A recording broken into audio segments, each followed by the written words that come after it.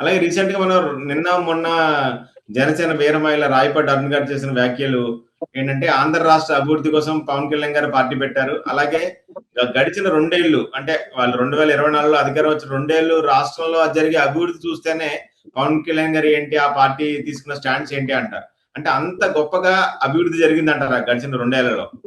వాళ్ళ స్పష్టత చూసి మనందరం కూడా మెచ్చుకోవాలండి ముందుగా. ఎందుకంటే మా పార్టీ అనేది ఎవరైనా సరే ఇప్పుడు ఎలా అయిపోయిందంటే అంటే ఆ విజయ్ గారు గెలవాలని పెట్టారు, ఆయన మాత్రం చేశారు అంటున్నారు.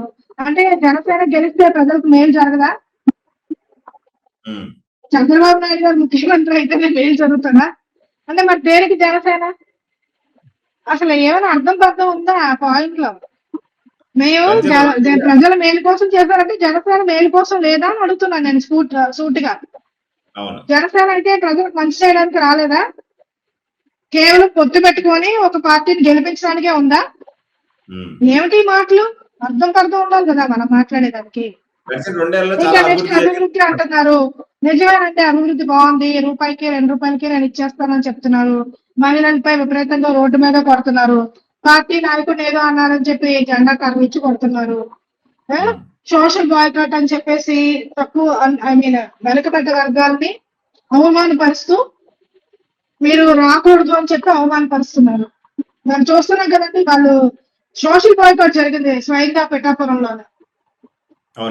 ఇంత విధంగా వేధిస్తున్నారు కొన్ని వర్గాల్ని.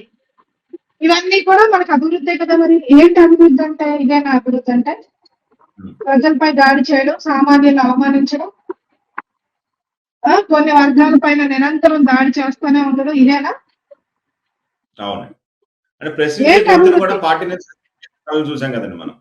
అందుకే అంటే అమరావతి అని చెప్పి ఒక దాన్ని చూపించి, బూచిగా చూపించి, పరమావధిగా చూపించి, రాష్ట్రంలో వచ్చిన సొమ్ము అంతా కూడా అక్కడికి చేర్చి ఏటీఎం గా వాడుకోవడం. ఏంటి అభివృద్ధి అంటే?